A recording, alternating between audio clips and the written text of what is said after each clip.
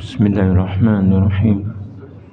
Assalamualaikum warahmatullahi wabarakatuh.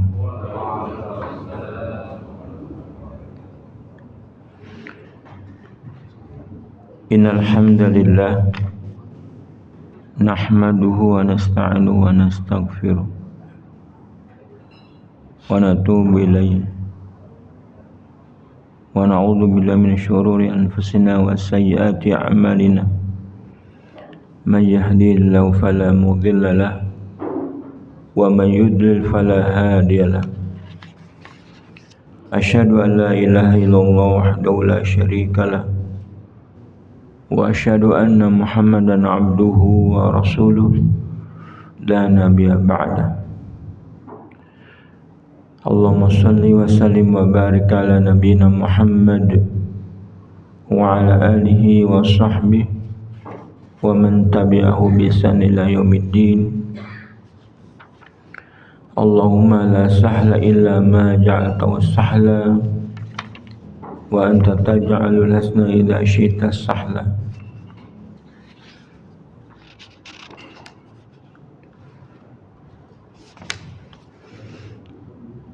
Ma'asyiral muslimin rahimakumullah.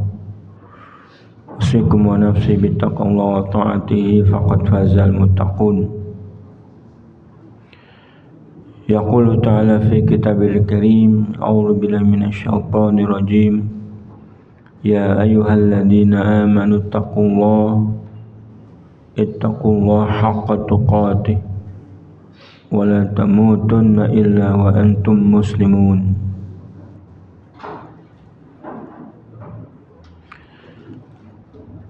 Kita bersyukur kepada Allah Subhanahu wa taala dengan nikmatnya kita pagi ini bisa membuka kehidupan dengan bersujud kepadanya, dengan kekhusyuan kita sholat subuh dan bersama-sama duduk di majelis ini mendengarkan ayat-ayat Allah Subhanahu wa taala, sabda Nabi Muhammad SAW.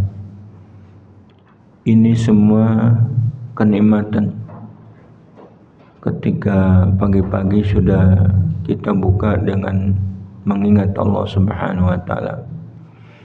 Mudah-mudahan dengan bersyukur kepada Allah Subhanahu wa taala, nikmatnya ditambah terus kepada kita. Amin ya rabbal alamin. Salawat serta salam semoga tercurah buat Nabi kita Muhammad SAW,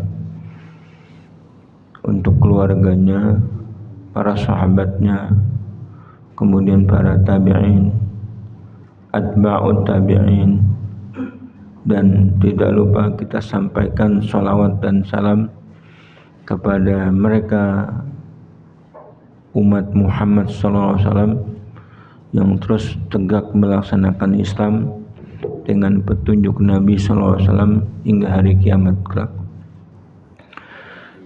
Jemaah yang berbahagia, kita masih melanjutkan tentang cinta dunia, yang di sini pembahasannya orang beribadah semata mencari dunia. Ya.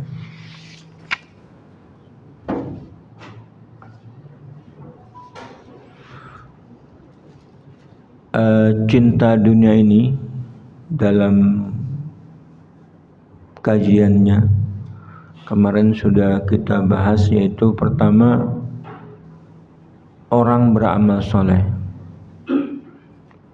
sholat, sedekah, silaturahmi, saum, semua aktivitas ibadah kepada Allah Subhanahu wa taala. Bahkan mereka meninggalkan maksiat-maksiat, meninggalkan berbuat dolim, perbuatan-perbuatan lainnya yang dilakukan oleh dia. Semua itu bernilai amal soleh sejatinya, tapi dia tidak menginginkan dari amal soleh itu balasan di akhirat. Dia hanya agar Allah menjaga hartanya, melanggengkannya. Ini orang yang akan diberikan di dunia apa yang diinginkan, tetapi di akhiratnya tidak mendapatkan apa-apa. Ini tafsiran ya dari ayat man kana yuridul hayatad dunya wa zinataha wa fi lahum a'malahum fiha wa hum fiha la yubqasun. Jadi orang beramal soleh bukan mengharapkan pahala, tetapi mengharapkan di dunia. Itu tafsiran pertama dari surat Hud ayat 15. Yang kedua, ya, yang kedua ini lebih besar bahayanya. Seseorang beramal soleh dengan tujuan riya, bukan mencari pahala akhirat.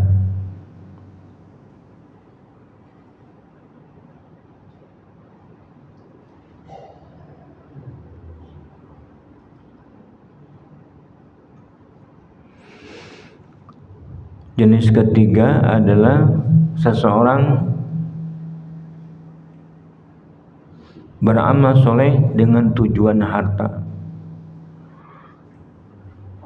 Dia berhaji, kesempatan untuk dagang. dia berhijrah tujuannya untuk, mungkin seperti disebutkan dalam hadis, untuk mencari dunia atau menikahi wanita yang dia cintai. Berjihad untuk mendapat harta rampasan perang.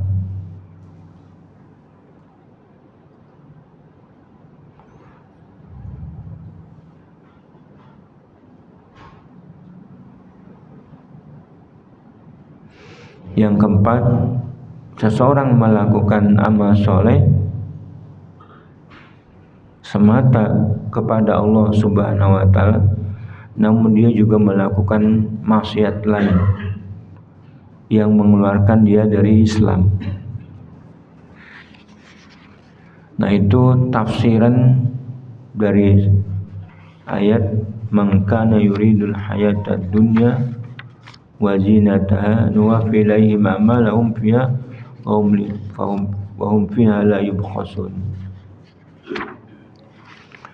Nah, itu semuanya dikatakan oleh Allah Subhanahu wa Ta'ala, nuwaffi a'malahum fiha,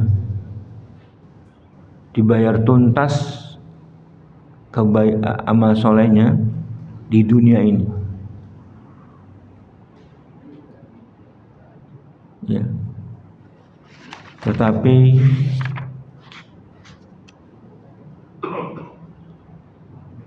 dikatakan ulaikal ladina laisa lahum fil akhirati illa an-nar wa habita ma sana'u fiha wa batilum ma kanu ya'malun. Jadi kita menarik kesimpulan, amal soleh yang memang tujuannya untuk kebahagiaan di akhirat tidak boleh diiming-imingi dengan tujuan mencari pahala mencari di dunia, sesuatu di dunia. Tidak boleh sama sekali. Ya. Tidak boleh beramal dengan tujuan mencari dunia. Nah, kemudian kita mendapatkan hadis, tuba li abdin akhadha binani farsihi fi sabilillah. Jadi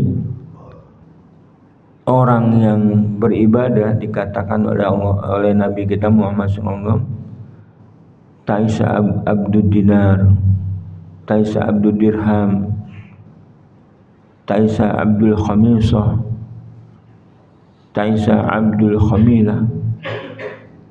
Itu semuanya seorang yang beribadah untuk mencari dunia.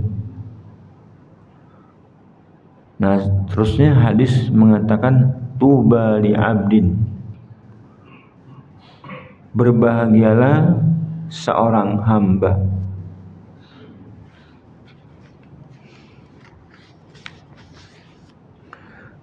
Jamaah yang berbahagia, kata-kata tuba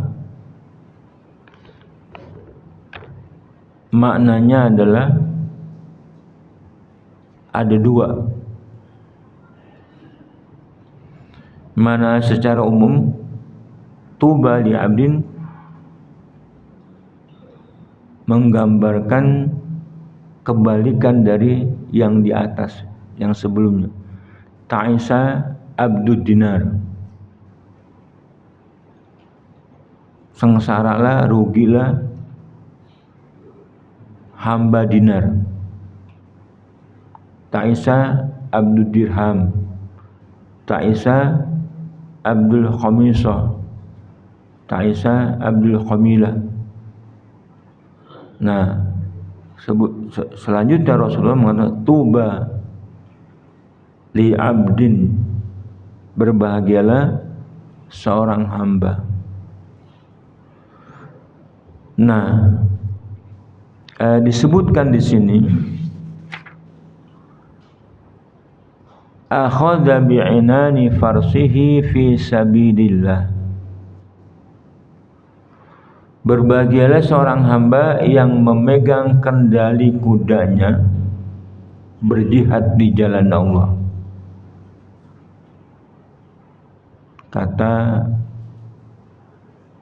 Kata-katanya langsung menyebutkan jihad. Karena sebelumnya ada hadis yang menceritakan mujahid, bahkan yang mati syahid yang pertama kali bersama dengan orang-orang yang beramal soleh, orang yang punya ilmu, orang yang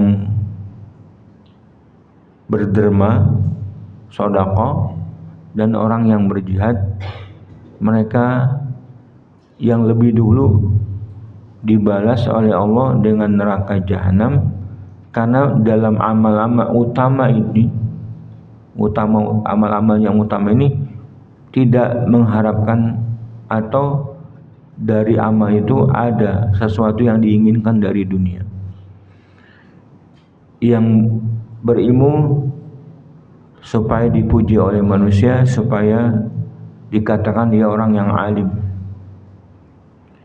Yang bersedekah bukan mencari pahala akhirat, mereka mengerjakan semua itu karena untuk disebut sebagai orang dermawan. Yang syahid bukan untuk mencari pahala, tapi karena untuk disebut seorang pemberani atau pahlawan.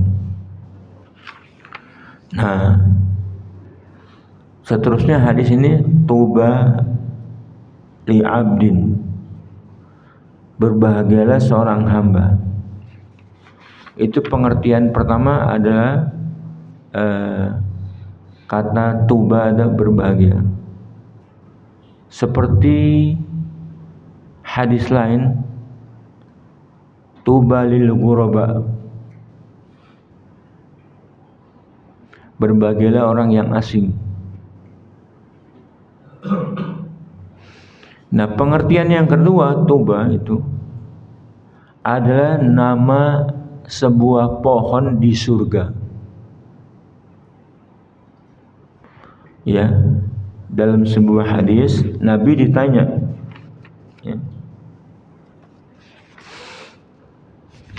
Nabi ditanya oleh seorang sahabat, diriwayatkan oleh Ibnu Wahab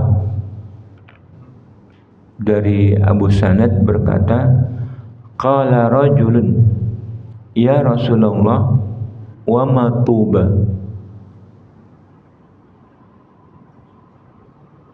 Seorang laki-laki bertanya kepada Rasulullah, ya Rasulullah, apa itu tuba? Maka Nabi menjawab, qala syajaratun fil jannah masiratun mi'ata sana thiyabu ahli jannah takhruju min akmamiha.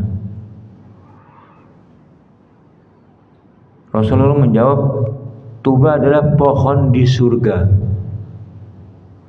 yang besarnya adalah sepanjang perjalanan selama 100 tahun. Pakaian penghuni surga keluar dari kelopak daun-daunnya. 100 tahun lebarnya. Bagaimana itu dibayangkan? 100 tahun. 1 tahun aja 365 hari atau 355 hari dalam hitungan hijriah. Kalau kita berjalan selama setahun, kira-kira sampai mana? Jalan kaki ya, jalan kaki.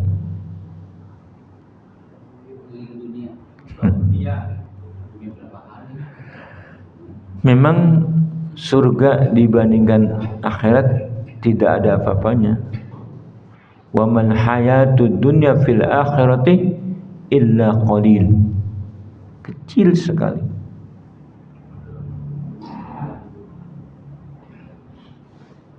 Tuba itu sebuah pohon di surga. Ya.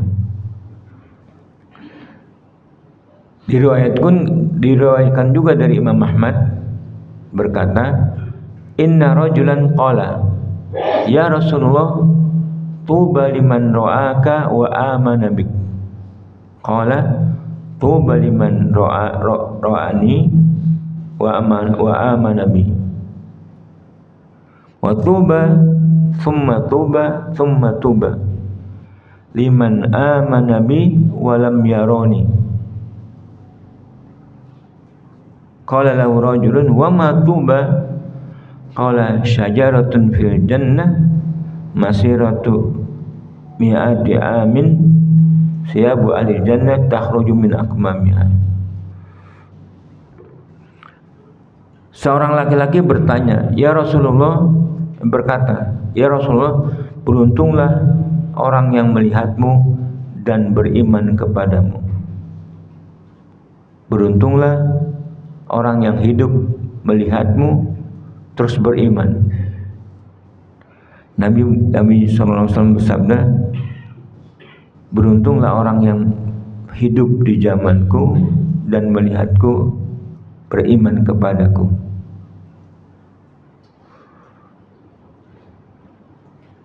Itu satu kenikmatan. Tapi ada nikmat yang lain. Beruntunglah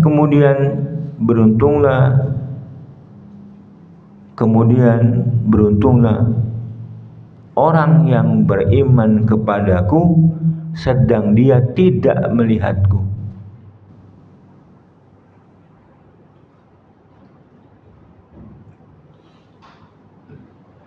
Nah, seorang laki-laki bertanya itu, "Apa tuba ya Rasulullah?"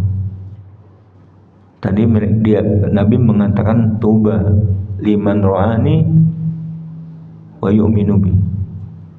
Tuba liman amana bi wa lam yarani.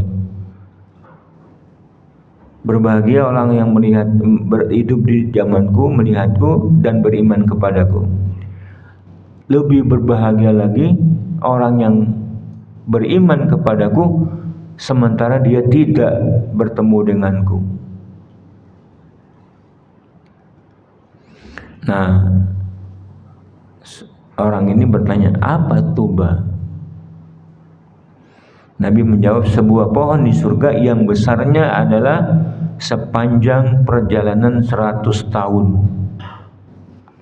Pakaian penduduk surga keluar dari daun-daunnya."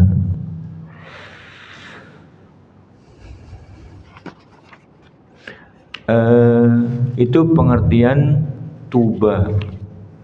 Ya. Rasulullah menggambarkan tuba adalah nama pohon di surga. Yang kedua pengertian tuba berbahagialah, beruntunglah. Jadi orang yang misalnya disebut oleh Nabi tuba lil ghuraba, berbahagialah orang yang asing. Dalam keterangannya, ghuraba itu siapa? Alladzina yuslihuna an-nas hina yufsidun. Atau kama qala, orang-orang yang memperbaiki agama Islam ketika ada orang-orang yang merusaknya. Seperti hari ini, betapa pemahaman Islam menjadi masalah, menjadi rusak, bercampur dengan kesyirikan atau kebid'ahan. Maka kita menyerukan tauhid dan menyerukan sunnah, maka kita jadi orang asing terhadap orang-orang yang sudah melakukan kerusakan dari tinjauan tauhid dan sunnah. Mereka biasa berbuat syirik tapi mengatakan itu tidak syirik, biasa melakukan kebid'ahan tetapi dia mengatakan itu bukan bid'ah. Orang-orang yang tetap dengan tauhid dan sunnah terus berdiri tegak dalam keadaan mereka jadi asing terhadap masyarakat sekitarnya. Mereka bahkan dikucilkan, sering banyak dimusuhi.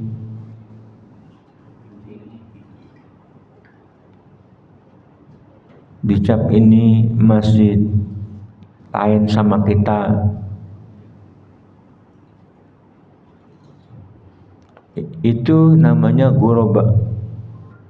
Nah, disebut oleh Nabi tuba lil ghuraba. Berbahagialah orang yang asing. Jadi pengertiannya mereka memang berbahagia. Maksudnya Nabi jangan khawatir, jangan pedulikan, yang penting di atas sunnah, di atas kebenaran, sekalipun orang-orang pada membenci. Nanti di surga kalian mendapatkan tuba, sebuah pohon di surga. Nah, itu janji Rasulullah SAW.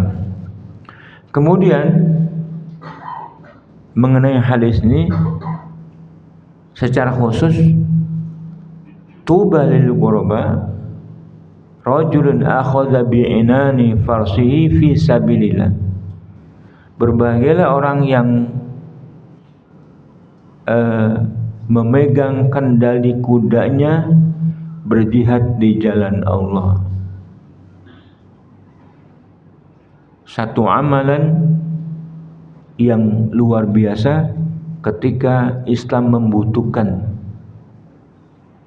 Ketika Islam membutuhkan harus berjihad, harus berjuang, mempertahankan kebenaran, maka ada orang ini tampil. Ya. Disebut oleh Rasulullah, yakni berjihad melawan orang-orang musyrik.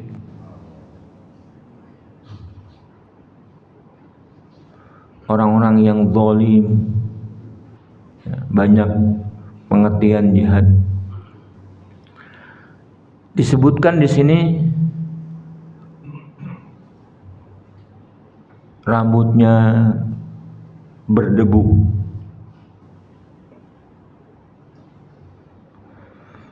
begitu juga kakinya.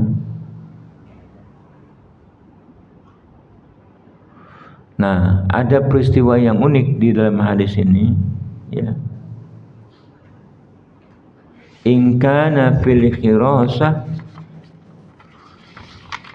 ya. In kana fil khirasah kana fil khirasah.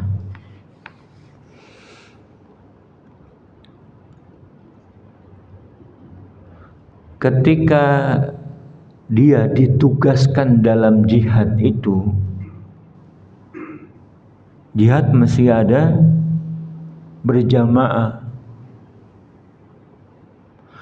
Kalau orang yang berjihad tidak berjamaah itu nyalahi syarat-syaratnya. Berjamaah adalah syarat untuk terpenuhnya jihad. Seperti wudu bagi sholat.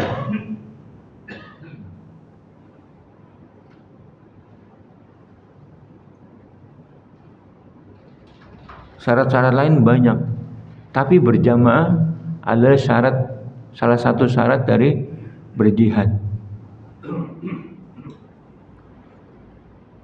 Karena jihad itu memerlukan pemimpin.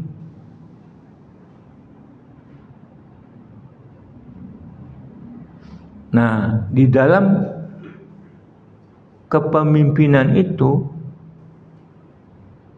pemimpin itu harus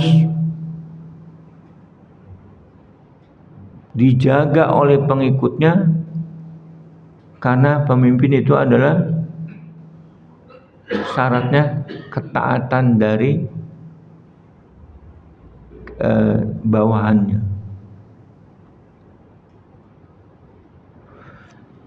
Dalam sebuah keterangan,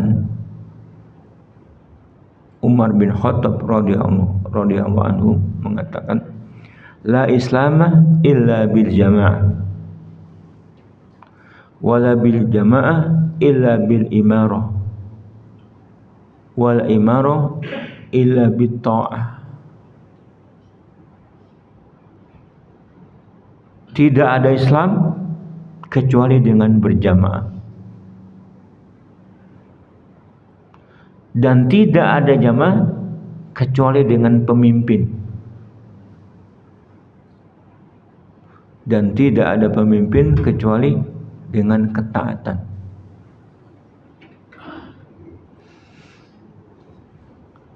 Sesuatu yang sudah hilang di antara umat Islam.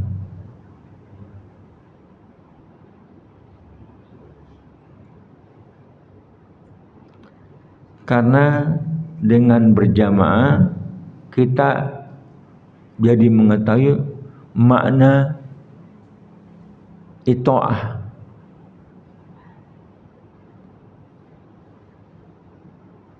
Jadi la islama illa bil jamaah, wala bil jamaah illa bil imarah, wal imarah illa bil ta'ah, wala itaah illa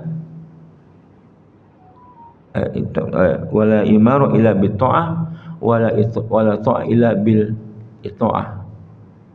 Tidak ada Islam kecuali dengan jamaah, dan tidak ada jamaah kecuali dengan pemimpin, dan tidak ada pemimpin kecuali dengan ketaatan, dan tidak ada ketaatan kecuali dengan itaah. Tidak ada prinsip ketaatan kecuali dengan menyerahkan ketaatan dari pengikut-pengikutnya. Nah, di dalam hadis ini Nabi mengatakan, in kana fil hirasa kana fil hirasa. Ini seorang mujahid yang betul-betul ikhlas. Kalau dia ditugaskan menjaga pos, dia tetap di dalam menjaga pos itu.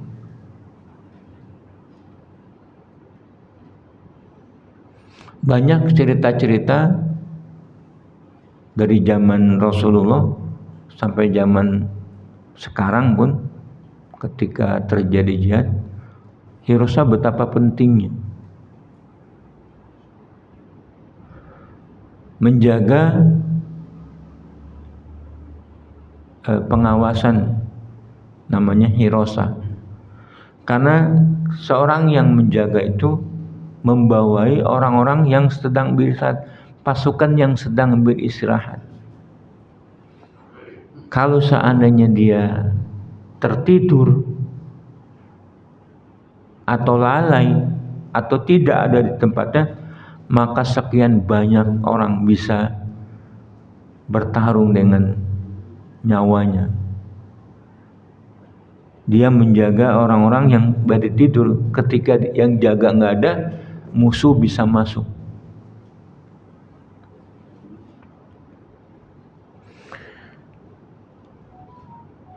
In kana fil hirasa kana fil hirasa, wa in kana fis saqa kana fis saqa.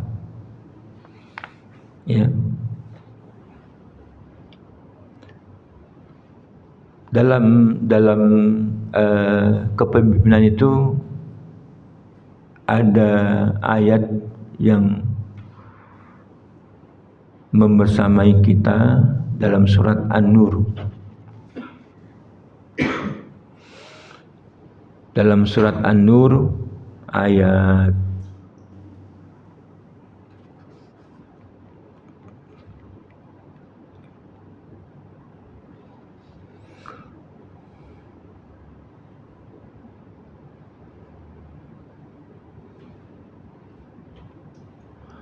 Innamal mu'minuna alladzina amanu billahi wa rasuli wa idza kanu ma'ahu ala amrin jami' lam yadhhabu hatta yasta'dinu.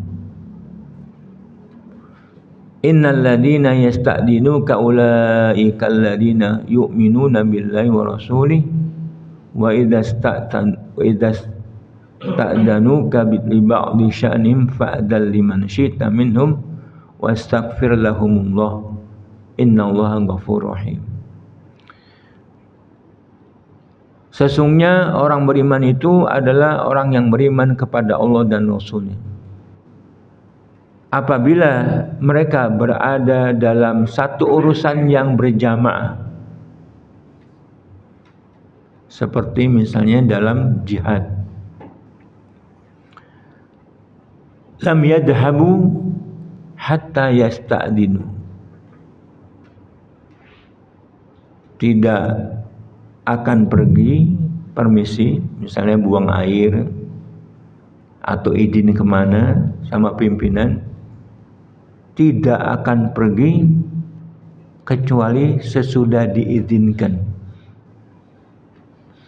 Sesungguhnya orang-orang yang meminta izin kepadamu, pemimpin, mereka lah orang-orang yang beriman kepada Allah dan Rasul-Nya. Fa idza sta'danu kalim ba'di sya'nihim fa'dal liman syi'ta minhum. Kalau mereka satu orang mereka minta izin kepadamu, berilah izin kepada orang yang engkau mau di antara mereka, dan mohonkanlah ampun kepada mereka, sesungguhnya Allah Maha Pengampun lagi Maha Penyayang. Itu pertama urusan jihad. Nah, kita baru mengamalkan ayat ini ketika kita duduk seperti hari ini. Ketika ada yang mau keluar ke belakang, misalnya seorang izin. Tetapi izin itu cuma mengangkat tangan doang. Belum ada jawaban dari yang diminta izin. Angkat tangan menghadap ke sana sambil mestinya minta izin Pak, saya mau ke belakang. Oh iya silakan. Jangan belum diizinkan udah ngeloyor.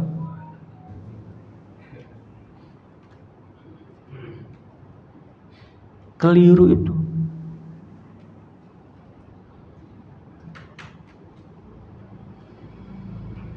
Ya, jangan belum diizinkan sudah ngeloyor.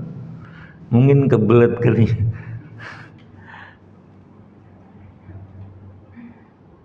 Izin dulu, berdiri tegak dulu sampai diizinkan sama dia, baru pergi.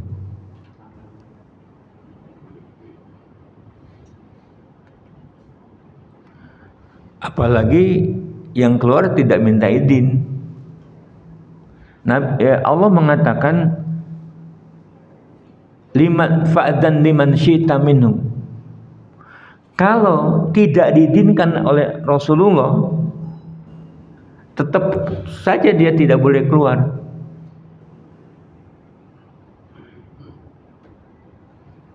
Nah, orang-orang ada yang berkata, itu kan Rasulullah, nggak bisa mengambil dalil kepada kita hari ini. Yang ceramah siapa? Bukan Rasulullah. Iya, bukan Rasulullah. Tapi kapan kita mengambil ibrah dari ayat? Yang ini juga bukan sahabat.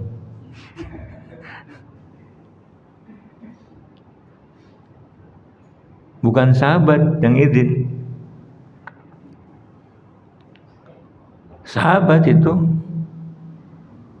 kalau izin minta izin sama Rasulullah. Kalau tidak diizinkan tidak boleh keluar. Sekalipun harus kencing di situ.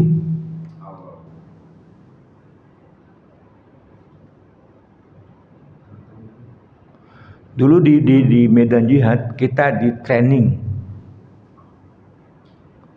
Misalnya ditugaskan kita menjaga kambing-kambing doang. Menjaga kambing-kambing doang.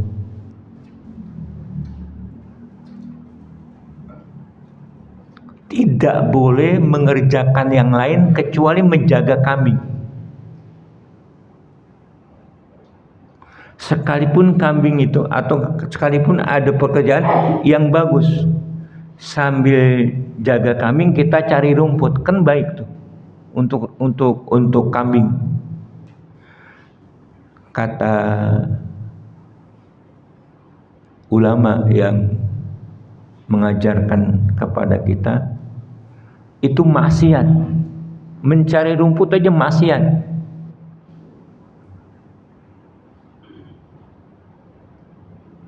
Ketika mencari rumput bukan pekerjaan orang yang ditugaskan. Jadi mereka dia ditugaskan hanya menjaga kambing.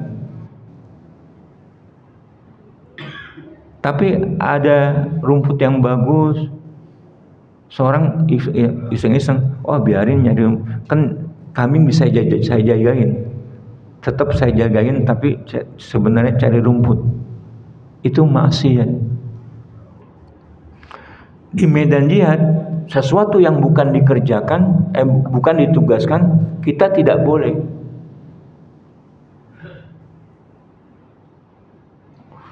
Mengambil istilah dari Quran dan hadis ini bahwa tidak boleh itu sesuai dengan syar'i. Wa in kana fil hirasa kana fil hirasa.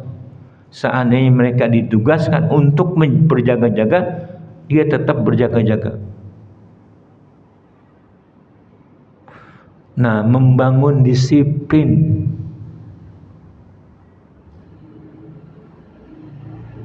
itu penting sekali. Nah, di dalam hubungan kajian kita ini apa?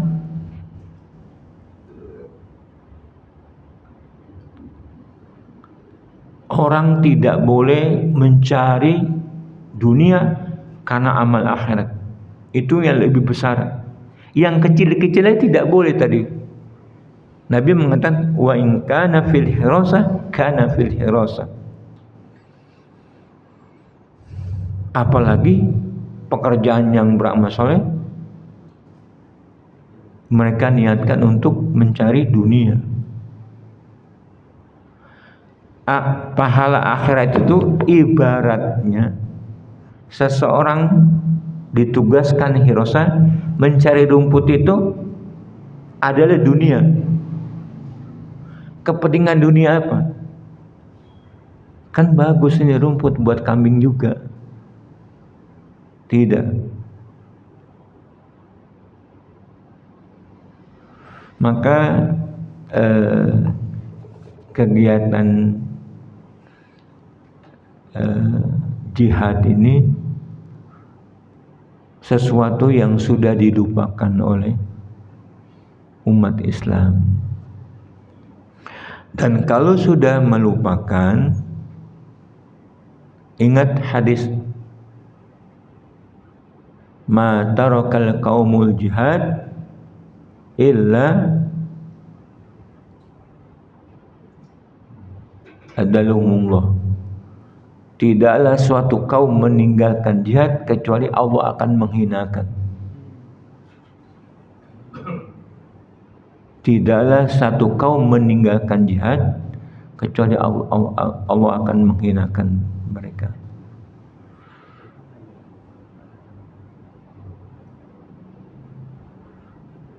Sekarang nih jihad yang ada cuman di Hamas doang.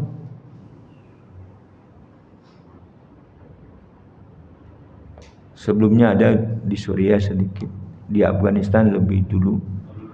Tapi sekarang yang hidup hanya Hamas doang. Kenapa mereka pakai tutup muka? Kenapa? Karena mereka mungkin hari-harinya bisa berbaur dengan masyarakat. Kalau mukanya ketahuan, pasti tangkap. Maka Israel menangkapi semuanya orang Palestina. Karena bisa jadi yang berdagang, yang mengurus keluarganya itu adalah mujahid-mujahid.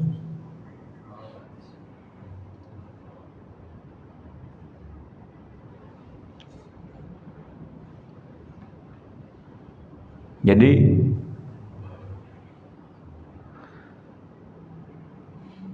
sesuatu yang sudah ditinggalkan. Nah, kenapa ini jadi penggalan hadis? Karena jihad pada zaman Rasulullah memang dibutuhkan orang Islam. Tidak sama orang yang berjihad dengan orang mukmin. La yastawil qa'iduna minal mu'minina ghairu dharari wal mujahidina fi sabilillah bi amwalihim wa anfusihim. Tidak sama orang mukmin tanpa udzur dengan seorang mujahid.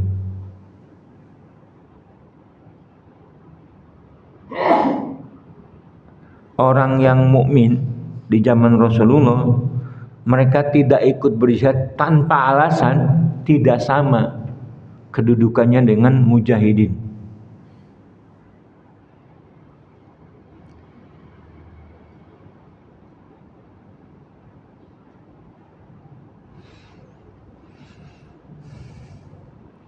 Tidak sama kedudukannya.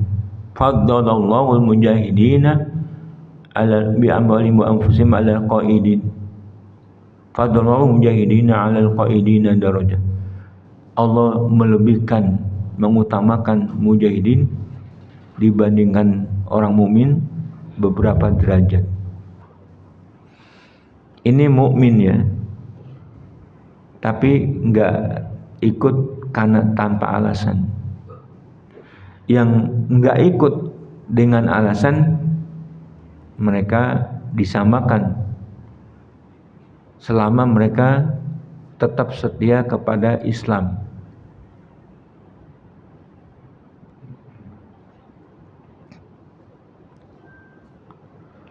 Maka ya, kalau ditugaskan berada di pos penjagaan, maka dia tetap berada di pos penjagaan. Wa in kana fis-saqah, jika dia ditugaskan di bagian belakang pasukan, maka dia tetap setia berada di belakang pasukan. Itu disiplinnya mujahidin. Karena intinya dia tidak mencari pujian orang, tidak mencari dunia. Mungkin nggak terkenal, yang jaga di pos pengawasan, yang bagian belakang tidak terkenal, nggak dikenal. Yang dikenal tuh yang mubarija, orang yang di depan bertarung dengan gagah berani, itu mungkin. Tapi dia tidak dikenal mungkin. Enggak dikenalnya itu karena tugas-tugas ini bisa dilaksanakan tanpa orang lain tahu. Tetapi dia betul-betul ikhlas kepada Allah.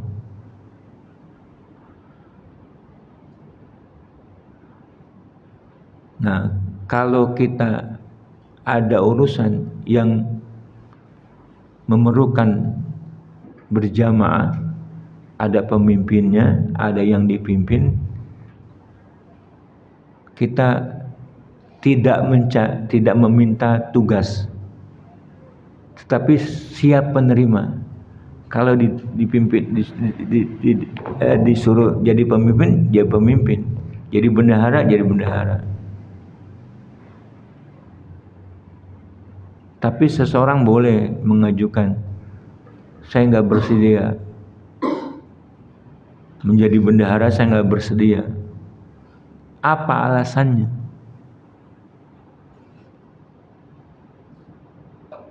Nah, kalau tidak punya alasan, orang harus menerima yang ditunjuk oleh pemimpinnya. Nah, kenapa disebutkan oleh Nabi? Karena dua tugas ini, menjaga di pos penjagaan dan orang yang di belakang, di bagian belakang, posisinya tidak dikenal. Tapi demi kemaslahatan jihad, setiap peran yang dilaksanakannya siang malam adalah demi mencari pahala dari Allah, mengharap ridhonya, dan semata-mata demi mentaatinya. Kalau ada yang tidak mau, maka jamaah jihad berantakan. Apalagi sesudah diterima, tugasnya ditinggalkan.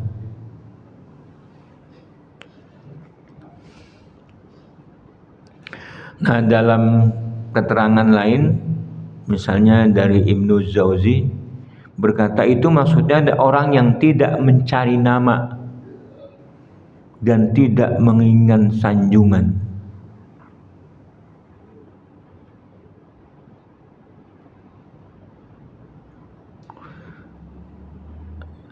Ada lagi yang berkata, maksudnya dia selalu menjalankan apa yang diperintahkan kepadanya dan menepati posisi yang diberikan kepadanya, serta tidak meninggalkan posisinya. Nabi SAW menyinggung posisi pasukan penjaga dan pasukan bagian belakang karena keduanya lebih besar kesulitannya.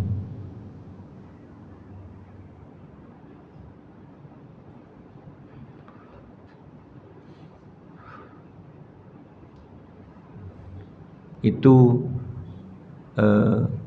kata-kata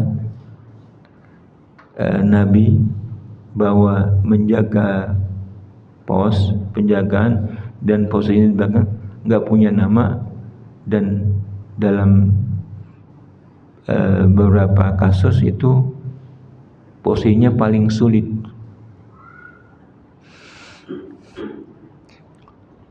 Terus kalau dia minta izin untuk menemui, pasti tidak diizinkan. Wa idza sta'dana lam yu'dan lahu. Jika dia meminta izin untuk menghadap para penguasa, ini saya tidak diizinkan, sebab dia tidak mempunyai kedudukan dan nama di sisi mereka, karena dia memang tidak mencari nama dan kedudukan, akan tetapi dia hanya mencari pahala di sisi Allah. Jadi orang tidak terkenal,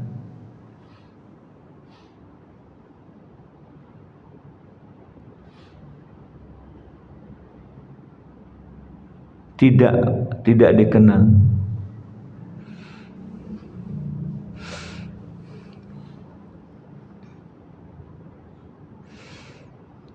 Wa idza wa in ista'dana lam yu'dan lahu. Kemudian wa in syafa'a lam yusyaffa'. Dan jika dia memberi syafaat, maka syafaatnya tidak diterima.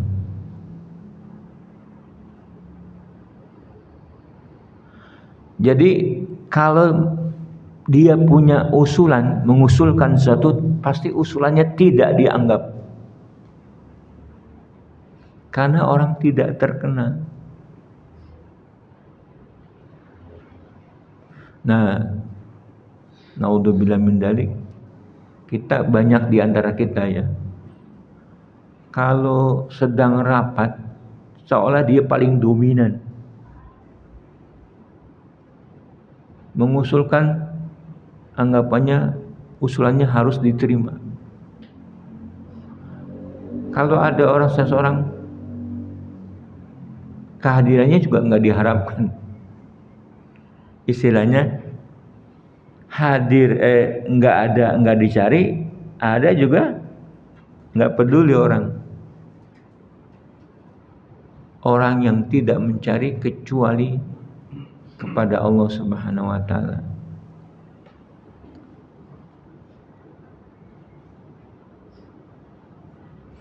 Jadi wa in syafa'a lam yusyafa'. Dan jika memberi syafaat, syafaatnya tidak diterima. Artinya orang yang ada kehidupan bersama-sama, mungkin mereka punya usulan,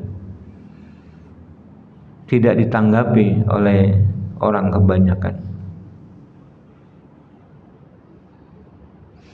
Nah, seperti itulah orang-orang yang tulus ikhlas, tidak mengharapkan pujian. Ketika beramal direaksi oleh manusia, tetap kepada Allah Subhanahu wa taala dia beramal. Sanjungan manusia, pujian manusia itu hanya untuk menjebak kita dalam mencari pahala di sisi Allah Subhanahu wa taala. Yang terakhir,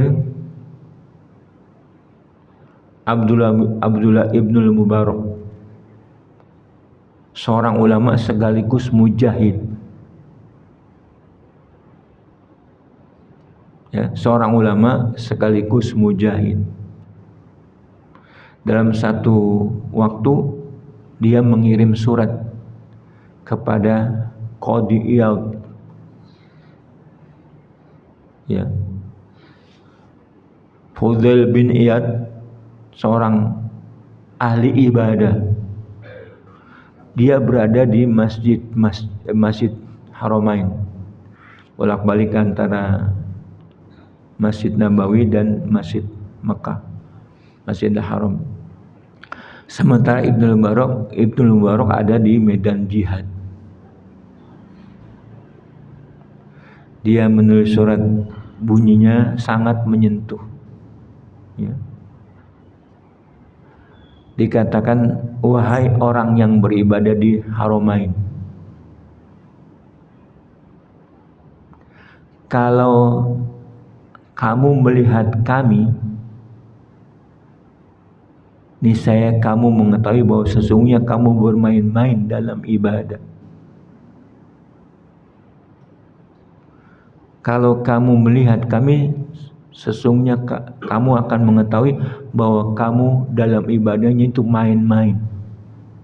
Padahal ibadah benar, sholat terus dengan khusyuk. Tetapi orang yang sholat, kalau melihat mujahid, dianggap oleh mujahid itu ibadah kamu main-main.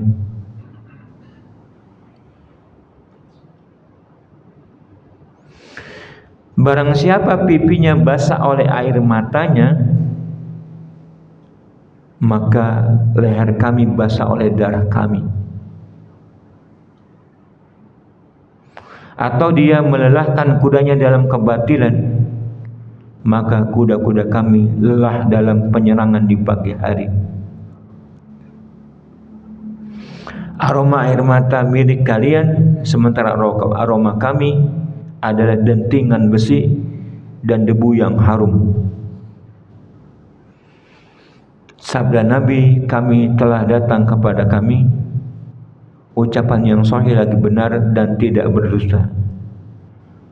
tidak akan bertemu debu terjangan kuda Allah di hidung seorang dengan asap mereka yang menyala.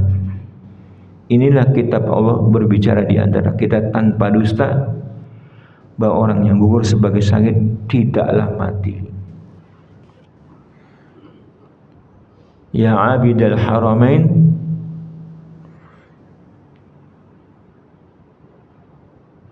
intarani annaka ta'lam annaka fil ibadati tal'ab. Wahai orang-orang yang beribadah di haramain, seandainya kalian melihat kami yang berjihad, maka kalian baru sadar bahwa dengan ibadah-ibadah kalian itu main-main. Begitulah keutamaan orang yang beribadah di medan jihad ketika Islam membutuhkannya. Dan jihad tetap ada sepanjang tahun, entah di belahan bumi mana. Karena Rasulullah bersabda, ya, la hijrata ba'dal fath. Tidak ada hijrah setelah pemenangan penaklukan kota Mekah. Walakin jihadun wa niyadun. Tetapi jihad dan niat tetap berlangsung seterusnya selama masih ada orang kafir. Ya. La yazaluna al-jihad ma qutilal kuffar.